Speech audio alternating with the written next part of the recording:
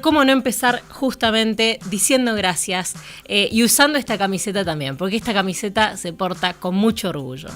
¿Cómo estás, Pucho? ¿Cómo estás, Melito? Bien, qué pregunta por ahí sonsa al aire, pero bueno, sabemos que todos estamos un poco tristes por lo que pasó ayer, pero eso no quita el orgullo que muchos, por no decir todos, sentimos por lo que hizo el seleccionado argentino durante este mundial. La verdad que pensaba, es imposible no mirar los acontecimientos del mundo sin pensarse a uno mismo, ¿no? Que es lo que estaba haciendo uno durante esos momentos. Y el Mundial, claramente en este programa de política internacional, es un tema que atraviesa el mundo y que nos atraviesa particularmente a las y los argentinos. Algo que ha sido bastante difícil de explicar a gente de otros países cuando se lanzó toda una campaña, de la cual también vamos a hablar en este programa, en relación a lo que es la argentinidad en sí, ¿no? Nuestra selección de fútbol, pero también la hinchada y demás. Es muy difícil de explicar. Pero yo decía, bueno, todos los mundiales desde que nací, quizá el primero que yo recuerdo, el más chiquita, fue Corea-Japón, algunos irán mucho más atrás, por supuesto, pero yo me acuerdo esta cosa del llanto desconsolado, ¿no? Cuando nos quedábamos afuera, en una final, porque este habrá sido el primer evento traumático de algunos niños, digamos, sí. Pero quienes somos un poquito más grandes, sabemos de verdaderos traumas, ¿no? Después de quedarse afuera de un mundial, no de quedarse afuera de finales, de quedarnos afuera mucho antes, de perder aquella final en Brasil, nada más y nada menos. Y había como una cosa de llanto desconsolado. O sea, yo me acuerdo de que mi mamá me fuera a buscar a la escuela y después había que volver a la clase de educación física y volver llorando a la escuela, ¿no?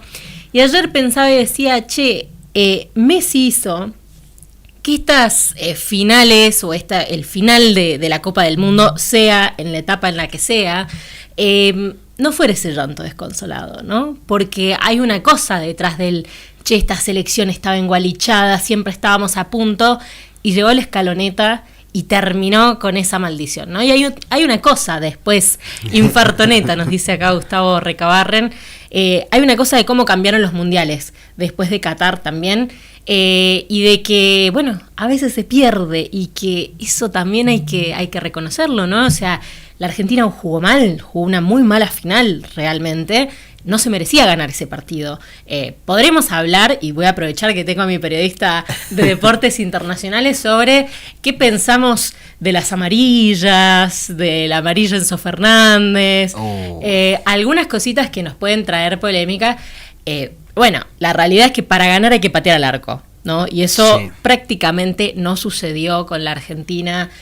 Ayer, lamentablemente, no ocurrió. Nos gastamos todos los milagros, chicos. en los partidos anteriores los gastamos todos. Sacrificios ya no quedaban más. No quedaban más, chicos. Yo lo único que agradezco, mira, si uno va a mirar el vaso medio lleno, es que la cantidad de cosas que yo prometí en los últimos 5 minutos del partido de ayer, no. Estoy feliz de no tener que cumplirlas. ¿Se puede decir alguna o no? Prefiero guardármelas. La gente me veía como, bueno, acá con Gustavo Recabarren cumplimos las cábalas, pero mira, 100%. Gustavo me mandaba la fotito del palo santo ahí antes de arrancar los partidos. Yo subía la historia. Yo he ido a misa. La gente cree como, bueno, a misa, chicos, yo soy atea, ¿ok? O sea, no creo en nada de esto. Uno tiene que hacer promesas de cosas que no quiere o no le gustan. Yo prometí algo heavy también. A ver. Estar 1 año sin tomar alcohol. Mira, bueno, ya que estamos en este sector Zafé, dice Gustavo. Ya que estamos en este momento Alcohólicos Anónimos, yo prometí que por un mes no iba a comer harinas.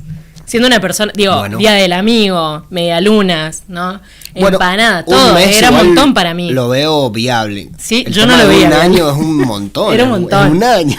Eso y mis promesas de ir a misa, no ir reconvertir. Pero bueno, cuéntenos. Claro, bueno, el partido de Egipto, que fue uno de los más tremendos en términos del milagro y por el cual hoy en día nos ganamos el odio de todo el mundo árabe, quiero que lo sepan y de eso vamos a hablar después. Pero claro, las promesas último momento, Gustavo Recabarren se fue hasta la difunta Correa, me dijo que lo iba a hacer, mandó fotito, yo ese día, al día siguiente fui a misa también. Bueno, se hizo lo que se pudo. Antes de entrar a algunas perlitas que nos quedaron del Mundial que queríamos hablar aquí con Eduardo Balmaceda, nuestro operador streaming, que ahora lo tenemos de este lado. Este es un momento colectivo. Así que si quieren comunicarse con nosotros, lo pueden hacer al 154-390-310. 154-390-310. Si quieren ahogar sus penas, si quieren sumarse a esta cosita, porque a las derrotas hay que pasarlas también juntos, ¿no?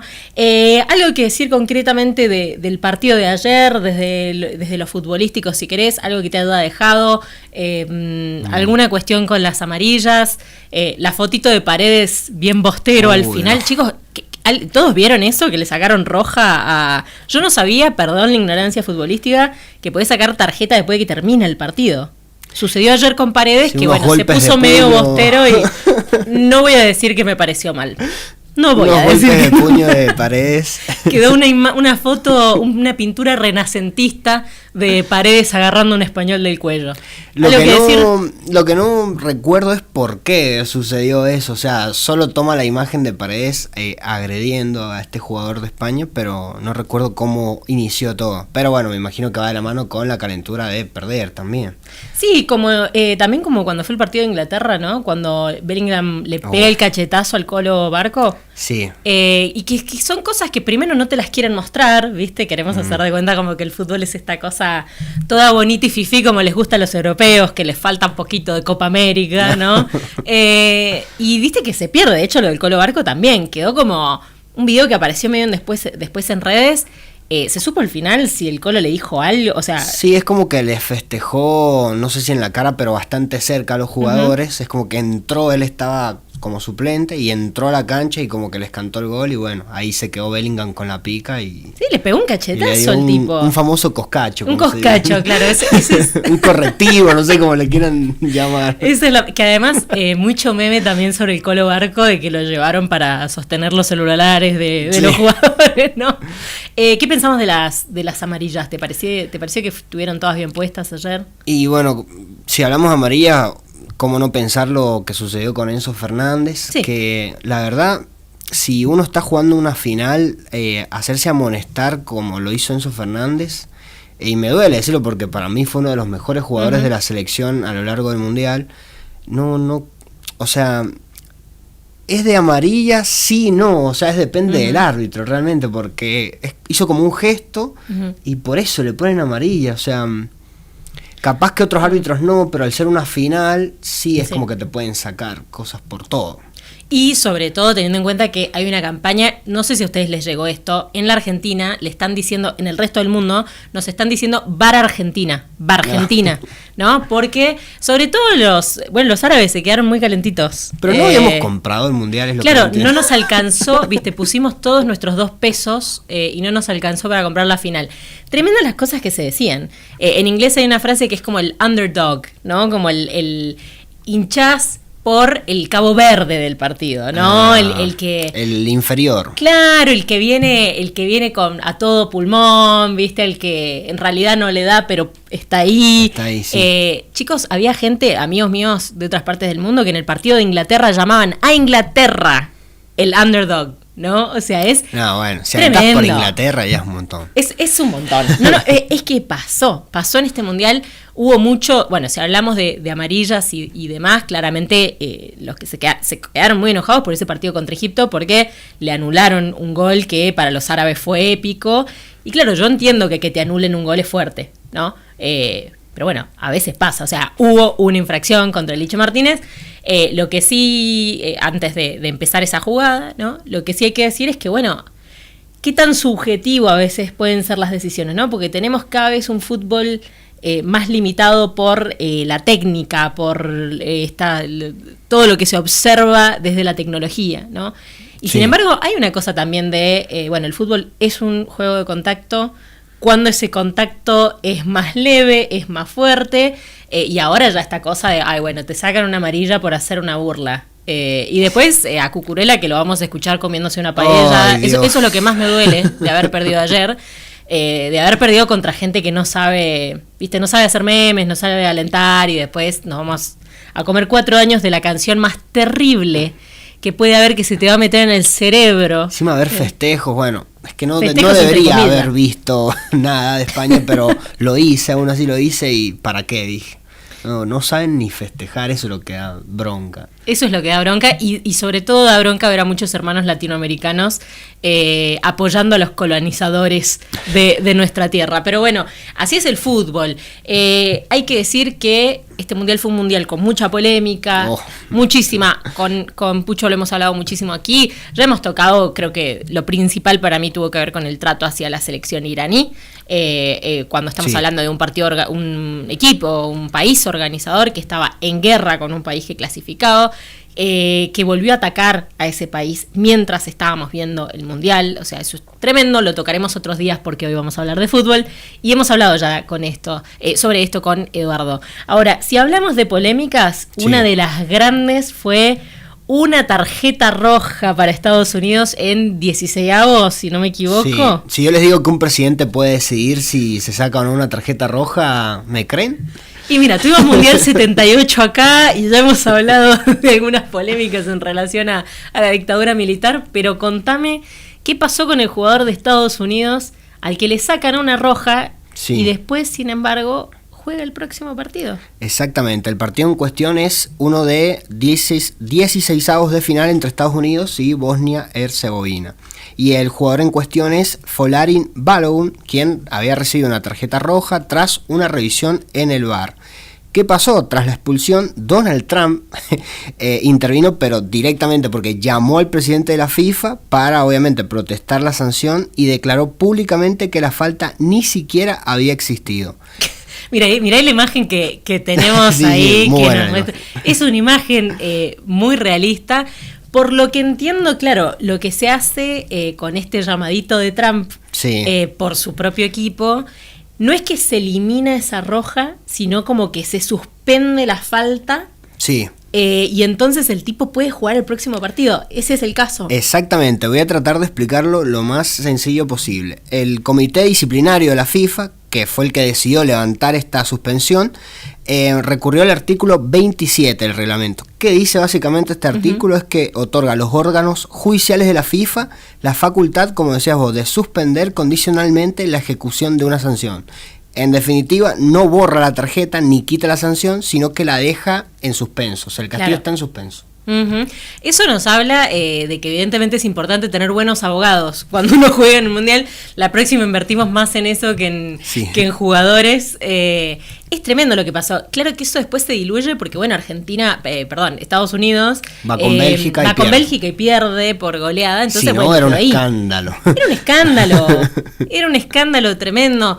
Pero si hablamos de claramente fútbol en estos tiempos, hay que recordar que hubo un FIFA Gate, hay que recordar que hubo casos en la justicia estadounidense donde justamente se hablaba, allá más o menos cuando asumió Infantino, si no me equivoco, ¿no?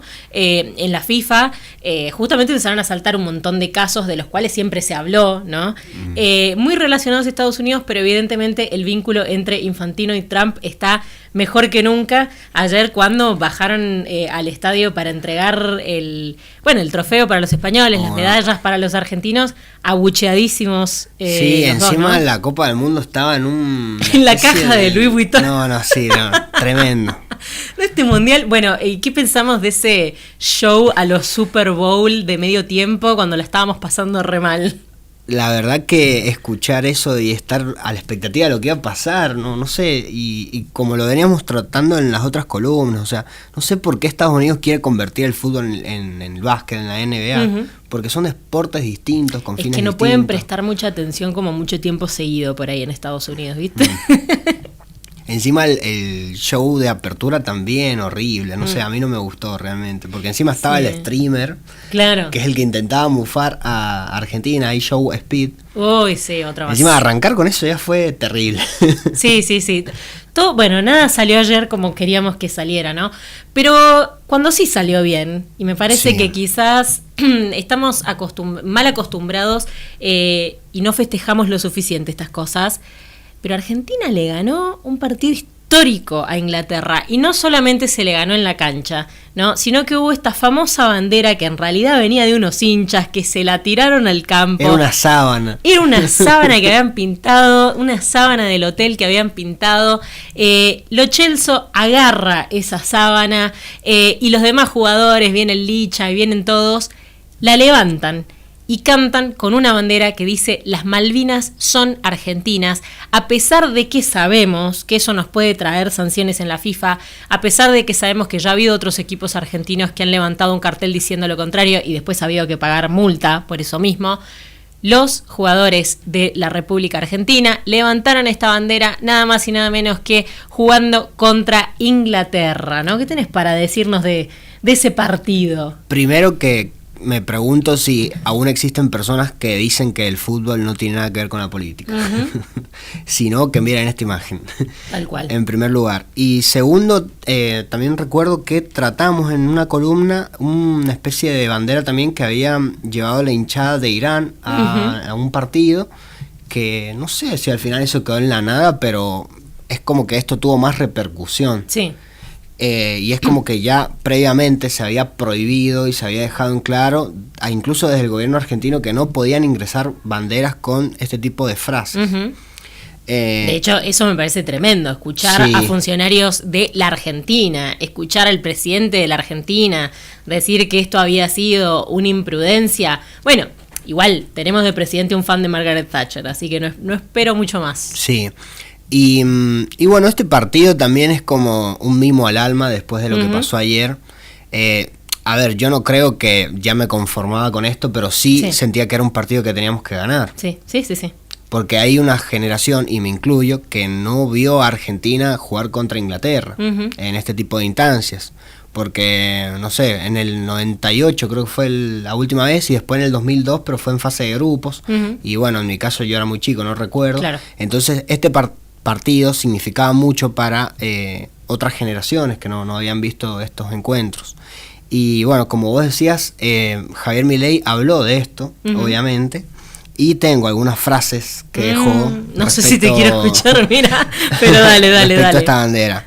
En primer lugar, dijo que las cosas que pasan en la cancha con los jugadores no son parte de la diplomacia. Y otra frase que rescaté es que, bueno, dijo que es un sentimiento que está dentro de todos los argentinos y es perfectamente válido que ellos se quieran expresar y lo hagan. Pero eso no tiene que inducir a hacer malas interpretaciones, y bueno, que es un partido de fútbol y es un partido de fútbol nada más. Qué tremendo. Bueno, tenemos un presidente que no parece haber vivido en este país ni entender justamente lo que significa un partido de fútbol en general, que eso es lo que yo siento que a veces no entienden en otros lugares, ¿no? Esta cosa de por qué la Argentina se pone así, ¿no? Cuando ganamos y cuando perdemos. Pero claro, acá nos recordaba Gustavo Recabarren, bueno, estamos en el país que celebró el 4 de julio, ¿no? Con ahí en el planetario, en Palermo, con luces de drones, si bien es cierto que eso venía de la Embajada de Estados Unidos, pero tenemos aquí gente local, gente en San Juan también, que festejaba, hay un bus de los 250 años de independencia de Estados Unidos, y tenemos ex becarios, yo soy ex becaria de Estados Unidos, pero permítanme decir que uno puede seguir manteniendo espíritu crítico. Uno vaya a ver qué tienen para decir y a discutir. No por eso uno tiene que hacer todo un show cuando vienen para acá y celebrar 250 años de independencia de Estados Unidos mientras bombardea otro país y asesina niños en más de un país, ¿no? Eso lo hemos tenido en la Argentina, y acá este gobierno ha celebrado el 4 de julio, hasta te diría yo, con más pompa que el 9 de julio. Entonces... ¿qué esperábamos, no? Frente a algo que es, vos nacés en este país y acá dice las Malvinas son argentinas, ¿entendés? Y que tu presidente venga a decir, che, no hay que jugar con eso, cuando los jugadores hicieron lo que muchos queríamos que hicieran, y que se les criticaba mucho eso, se les criticaba mucho ser una selección que no se la juega políticamente, ¿no? Y por más de las declaraciones que tuvo Scaloni y demás jugadores que decían que era un partido de fútbol, obviamente los hinchas no lo tomaban de esa manera. Y Scaloni lo tenía que decir, ¿entendés? Era como, todos estábamos como... Scaloni está muy bien que diga es solo un partido, los argentinos estamos leyendo, vamos a la guerra de nuevo. Sí. Encima, bueno, hay jugadores que tienen hijos nacidos en Inglaterra, que viven allá. Pero sos argentino, hermano. Claro, ¿qué importa si naciste allá? Entonces, bueno, pasaba eso. Pero, como te digo, no era un partido más, Por supuesto no. Y yo creo que los mismos jugadores también sentían lo mismo. Lo mismo cuando cantaban el himno. Sí, ya de entrada hermoso. Nos dimos cuenta que ellos también lo vivían de otra forma. Ojalá ayer hubiese sido un poquito así también, ¿no? Quedó esa... ¿sabés que me quedó la sensación? Fue un déjà vu para Gustavo, dice Italia 90. Sí, puede ser. Claro, no habíamos nacido acá con Eduardo Balmaceda. Recuerdo un partido con Brasil en el Mundial de Italia 90. Que dice Gustavo que él lleva 2 estrellas y nosotros una. Es cierto. Que Argentina había sido prácticamente vapuleado por Brasil, pero la pelota no entraba, y bueno, a través de una genialidad de Diego Maradona con Canilla, Argentina terminó ganando ese partido. Tal vez esos son los recuerdos por ahí que uno tenía ayer, que si Argentina no tenía casi ni la pelota, una tal vez queda, o en penales, no sé, algo. Sí, la estábamos estirando. Argentina resistió bien, pero vos sabés que yo cuando era chica, con menos fútbol, digamos, a mí siempre me ponía muy nerviosa que el juego de la Argentina fuera siempre atacar, ¿no? Me ponía muy nerviosa, yo cuando era chica pensaba, no, ya está, ya metiste un gol, viste, como defendé, quédate en el arco, porque me traumaron muchas salidas de la Argentina de mundiales, era la jugada de Maradona en el 94, dice Gustavo, entonces yo crecí como con esa idea, ¿no? Sí. Y sin embargo ayer fue justamente la demostración de que no te podés quedar en el arco, y lo que hizo la Argentina en los últimos minutos de partido era lo que esperábamos ver en otros momentos, ¿no? Pareció como si estuviésemos viendo otro equipo en términos de estrategia deportiva, ¿no? Sí, hasta incluso, según lo que mencionabas vos, Meli, me hizo acordar que hay una división hasta filosófica acá en Argentina sobre los modos de juego. Bilardo. El bilardismo y el claro. menotismo, sí. Lo que es Menotti y Bilardo, bueno, de ganar jugando bien, lo que hacía, o por lo menos decía Menotti, claro. Y Bilardo es el ganar como sea. Estoy en la segunda escuela, ¿qué quiere que le diga? El peor camino a la cueva. Bueno, todo un mundial musicalizado por Los Redondos, ¿no? En honor al indio. ¿Cómo duelen algunas de esas imágenes? Arrancábamos este programa diciendo gracias. No tenemos más que decir. Les decíamos que se podían comunicar con nosotros y me llega un mensaje de nuestro columnista, de Mauricio Núñez, que decía, bueno, él tiene otras posturas, no viene, ¿no? Como uno viene como más con amor hacia la selección. Pero decía, me preguntaba si iba a hablar de cómo peleas una final sin patear al arco, y lo último que me decía ahora, yo iría a decir lo caras que nos salieron las vacaciones de De Paul en Miami. Duro nuestro columnista, pero él siempre tiene esas opiniones. Nosotros en realidad queríamos hablar también de algunas otras cuestiones en relación a este mundial, porque bueno, yo no tengo tatuado acá soltar, ninguno de nosotros en este programa, todo este equipo, está Gustavo Recabarren del otro lado, está Eduardo Balmaceda, que lo tuvimos recién aquí, nosotros no soltamos, quizá nos quedemos el resto del año hablando solamente del mundial, pero es que el mundial también tiene mucha política internacional, ¿no? Y si vamos a hablar de política, no sé si todo el mundo vio el video de... Quizá no lo vieron porque uno no le gusta en este país ser Cebollita subcampeón, y entonces quizá no se quedaron a ver cuando le entregaron las medallas a la selección argentina. Pero hubo una situación muy particular que me parece que está buena para volver a traer a la mesa. Tenemos por ahí, Gustavo, el videito de cuando estaban entregando las medallas. Fíjense bien qué hace el Licha Martínez y Cuti Romero mientras estaban ahí recibiendo las medallas, ¿no? Estamos viendo a las autoridades ponerles las medallas, estamos particularmente enfocando a Donald Trump, el presidente de Estados Unidos, y Gianni Infantino, ¿no? Quien lidera la FIFA, un órgano del cual ya hemos hablado aquí, que tiene más países que las Naciones Unidas, ¿no? Es un organismo muy relevante a nivel internacional, ¿no? Ayer una mexicana, nada más y nada menos, me decía, porque los argentinos basan su personalidad en el fútbol. Y es que los argentinos pasamos más allá de octavos, y entonces esto se convierte en religión en este país. Pero me parecía importante justamente porque es una selección a la cual se le ha criticado mucho, más que nada por no salir a jugársela políticamente, si se quiere, ¿no? Sobre todo una imagen desafortunada de Messi que tuvimos con Donald Trump en su momento, con el Inter Miami, por supuesto. Todas esas cosas trajeron un poco de revuelo, y me parece importante rescatar este video que estábamos viendo ahora, ahora, que tenía que ver justamente con esa premiación cuando están recibiendo los jugadores argentinos las medallas. Tanto Licha Martínez como el Cuti Romero no le dan la mano a Trump, ¿no? Reciben la medalla, siguen su camino, no le dan la mano a Trump. Y me parece que eso es importante justamente cuando hablamos de gestos políticos. Si los jugadores tienen que tener o no no solamente una posición política, sino salir a expresarla, bueno, es algo que podremos seguir debatiendo siempre, ¿no? La realidad es que tienen una imagen que siguen millones y millones de personas y hay algo que queda ahí, ¿no? Cuando vemos estas cosas. Me parece que es un gesto a destacar esta negación, si se quiere, esto de que le negaron la mano tanto el Cuti Romero como el Licha Martínez a Trump cuando estaban recibiendo la medalla, ¿no? Y claro que nos enseña, esta selección nos enseña mucho. Decían algunos, ¿vieron cómo terminó el partido Tagliafico? Algunos decían, y me gustó en Twitter, yo le voy a decir a mis hijos un día que Tagliafico fue el sargento Cabral, ¿no?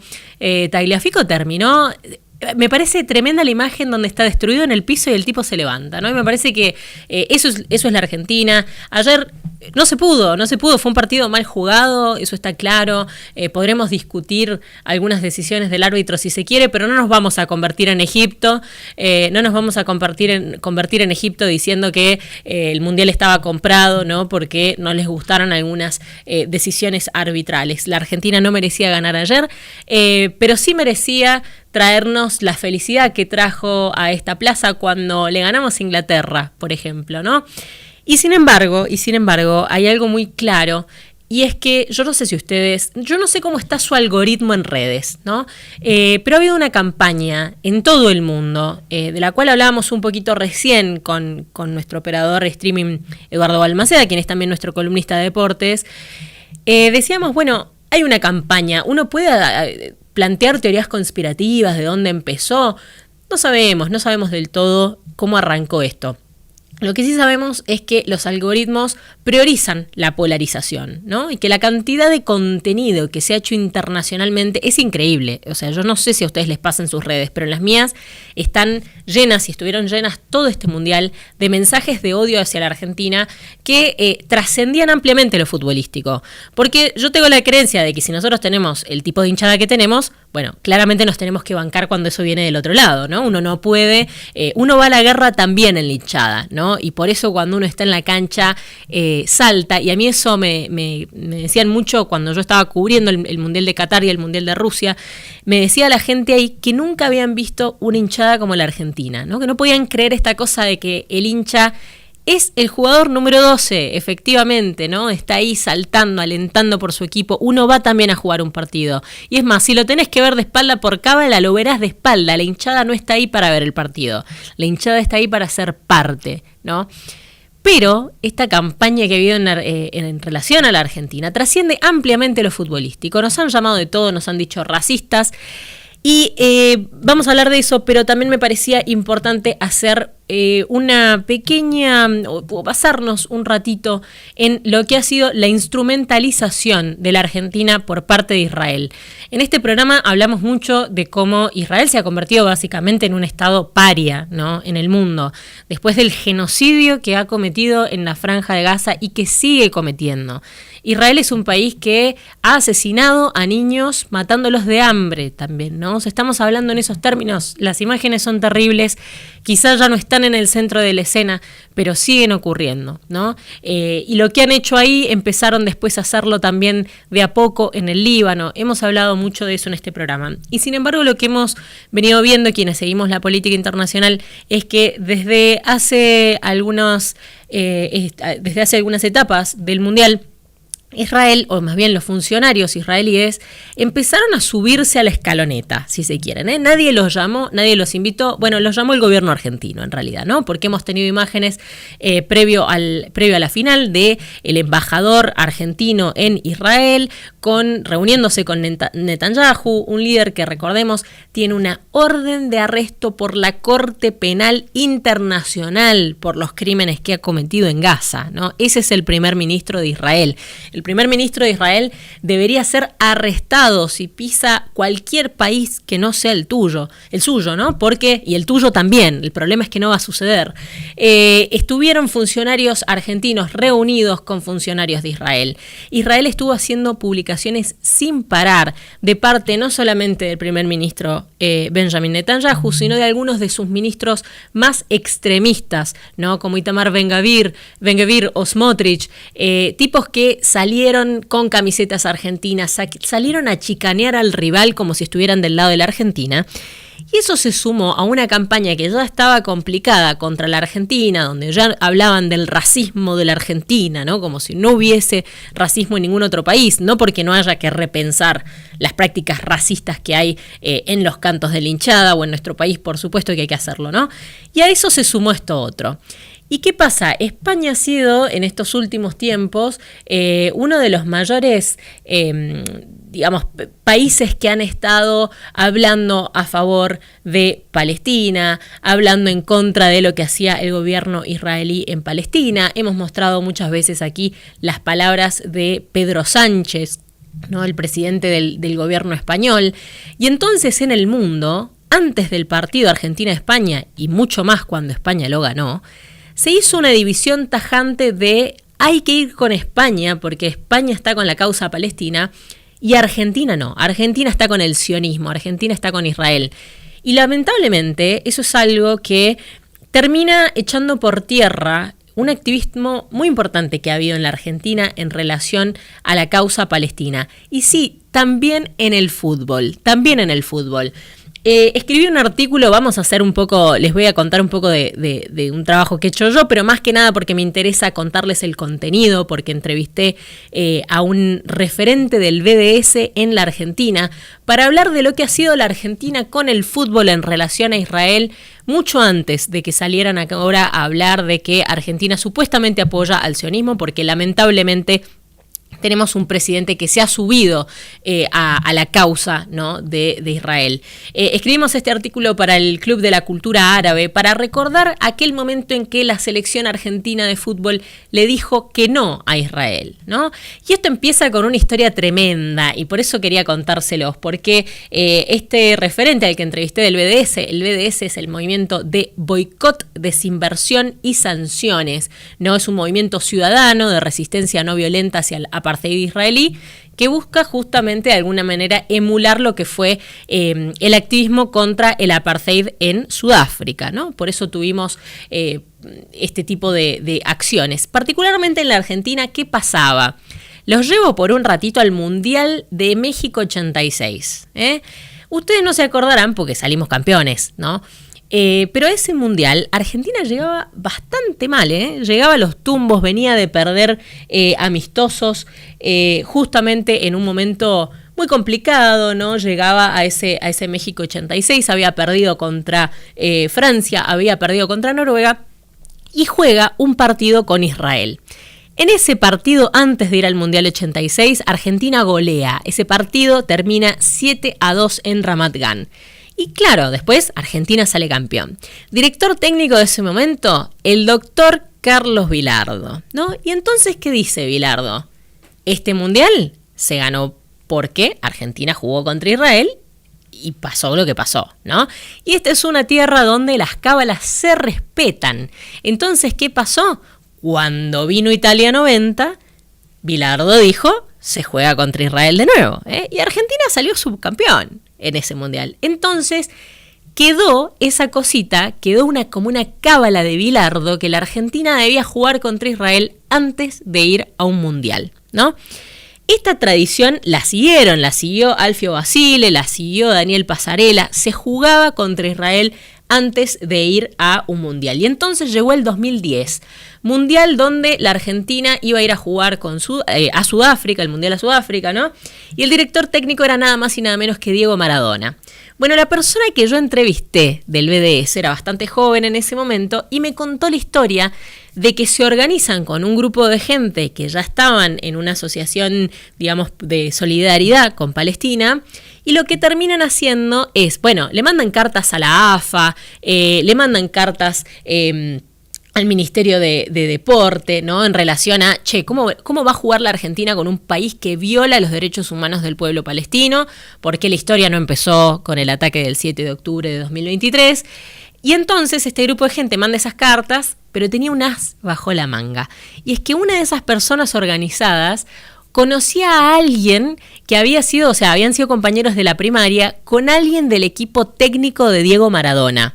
Y entonces, ¿qué hacen? Esta es una historia que me encanta porque no está en ningún lado. Se las estoy contando porque hice una entrevista y salió esta a la luz.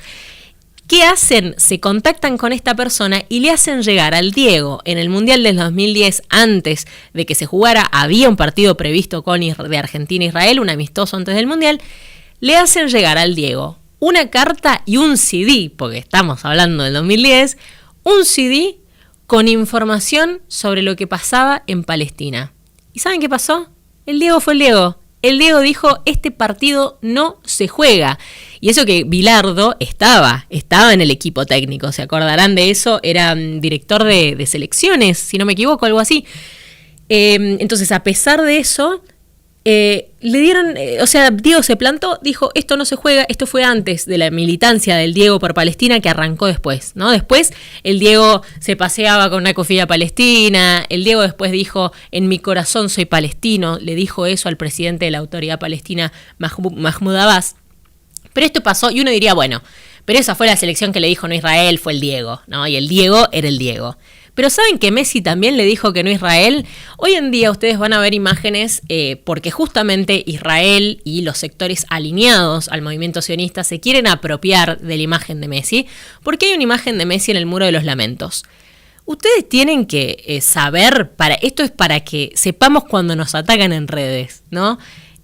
Messi, esa foto de Messi en el Muro de los Lamentos es una foto de cuando hizo el Tour de la Paz con el Barça en el 2013. Y lo que viralizan es la foto de Messi en el Muro de los Lamentos. Pero Messi estuvo también con niños palestinos. Se reunió tanto con Benjamin Netanyahu, que era el primer ministro de Israel, como con el presidente de la autoridad palestina, Mahmoud Abbas, ¿no? Esas fotos están, solo que se viralizan algunas. Pero este mismo grupo de gente que había logrado que no se jugara contra Israel en la previa al Mundial de Sudáfrica con Diego Maradona, lo vuelve a intentar en el 2018. La Argentina iba a jugar al Mundial de Rusia, concentraba en Barcelona antes y se iba a ir a jugar un partido con Israel que iba a ser nada más y nada menos que en Jerusalén, ¿no? Esto ya era un problema porque Jerusalén no es una ciudad israelí, Jerusalén es una ciudad en disputa que la comunidad internacional reconoce como ocupada por Israel. Israel se quedó con una parte después de la primera guerra árabe-israelí y anexó la segunda después de la guerra de los 6 días. Eso trajo un montón de polémica, pero la Argentina había firmado un contrato de más de $2 millones con Israel para jugar este partido y además para hacer después un tour donde los futbolistas tenían que ir al Muro de los Lamentos a sacarse fotos, tenían que ir a firmar autógrafos. Era una cuestión absolutamente política, trascendía el fútbol. Se jugaba en un año donde se cumplían los 70 años de la creación del Estado de Israel y de la Nakba, el día del desastre, el día de la catástrofe, en que crearon un Estado asesinando y expulsando a la gente que vivía en esa tierra antes que ellos. Y entonces se arma una campaña, ¿no? Se arma una campaña, empieza a ser muy fuerte, se coordina este grupo desde la Argentina, se coordina el Comité de Solidaridad con el Pueblo Palestino, con el BDS Argentina, el Movimiento de Boicot, el BDS a nivel regional, el BDS desde Palestina. Se armó una cosa tremenda, se hizo una marcha acá en la sede de la AFA, fueron a donde estaba concentrando la Argentina en Barcelona, fueron a cantarles con un megáfono, los llamaban uno por uno a los jugadores y les decían, no manchen la camiseta. Hay una imagen muy fuerte, que es la imagen de una camiseta argentina manchada con pintura roja para simular la sangre, que fue en Barcelona y les decían, no manchen la camiseta, ¿no? Van a leer hoy en los medios que la selección decidió, o la AFA decidió cancelar ese partido por supuestas amenazas, porque los jugadores no querían ir porque estaba en riesgo su seguridad. En este artículo que escribí para el Club de la Cultura Árabe, lo pueden encontrar en la web de ellos, van a ver justamente que charlamos con este referente del BDS sobre cómo fueron los jugadores los que decidieron no ir y fue el Chiqui Tapia el que salió a decir, este es mi aporte a la paz mundial. No tenía nada que ver con la seguridad. Eso es un cuento que han traído después a la mesa quienes quieren asociar a la Argentina con Israel justamente, pero no fue lo que sucedió. Fueron los argentinos, Messi allí en ese equipo, Messi a la cabeza, diciendo este partido con Israel no se va a jugar a pesar de que había un contrato millonario en el medio.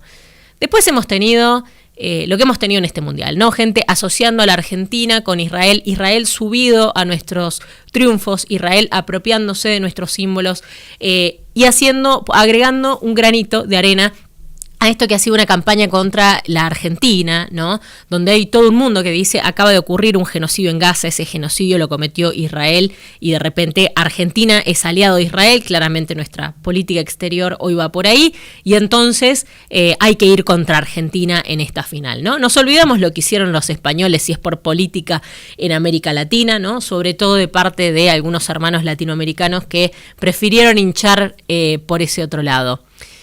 Pero estamos llegando al final de este programa y me parece importante irnos con una idea de que la Argentina siempre fue a la guerra en los mundiales, ¿no? Así lo viví yo siempre desde que vi mis primeros mundiales y entonces las derrotas se sentían como una tragedia infinita. Y no digo que lo de ayer no lo sea, no digo que lo de ayer no lo sea. Pero a mí algo que me sorprendió mucho y que me llegó mucho al corazón fue esa imagen de Messi que obviamente a mí yo dejaba de mirar el mundial cuando empezaba a ver a los jugadores llorar porque eso me partía a mí al medio, ¿no? Y sin embargo ayer ese llanto de Messi, que también era un dolor tremendo, ¿no? Pero había una cosa de la hinchada que le seguía cantando. Y en otros países muestran como qué falta de respeto. Miren, la Argentina le daba la espalda mientras a España mientras levantaban la copa. Y están tan centrados en su odio hacia la Argentina que no entienden que la Argentina en realidad estaba mirando a una hinchada que seguía hinchando después de haber perdido una final, después de que se nos fue entre las manos el sueño de ser bicampeones por ahora, porque la Argentina tiene muchas vidas y eso lo he aprendido más de grande. Cuando era chica le decía a mi mamá, vos no entendés porque vos ya viste a Argentina salir campeón, yo nunca lo voy a ver. Mira cómo vas a decir eso, pero mira qué niño insolente, mira lo que pasó en Qatar. Hay que recordar, hay que irnos con eso. Es el último mundial de Messi, uno lo quiere seguir estrujando hasta el último, no la mufen con la canción, pero así se sintió ayer, así se sintió como el último mundial de Messi. Veremos qué nos trae el destino. Pero a mí algo me gustó mucho y es que siempre acá el futbolista un poco bardea esta cosa de celebrar la derrota y celebrar salir segundos, ¿no? En la Argentina no celebramos salir segundos. Pero a mí me gustó ver a gente en la plaza ayer. ¿Qué quieren que les diga? Quizás son otros tiempos, quizá hay que aprender a entender la derrota desde otro lugar. Y a mí me gustó mucho que hubiese gente ayer porque yo decía, pero mirá los milagros que nos trajo. Yo estuve en la plaza saltando cuando la Argentina le ganó a Inglaterra de esa manera histórica. ¿Cómo no vamos a celebrar a la Argentina, gente? ¿Cómo no lo vamos a celebrar? Quizás son otros tiempos, quizá hay que vivirlo de otra manera y quizá hay que recordar los días en los que fuimos felices. Por Malvinas, por el Diego, por la última de Leo, este país, este programa se despide hoy siendo felices y agradeciendo este mes de puro fútbol.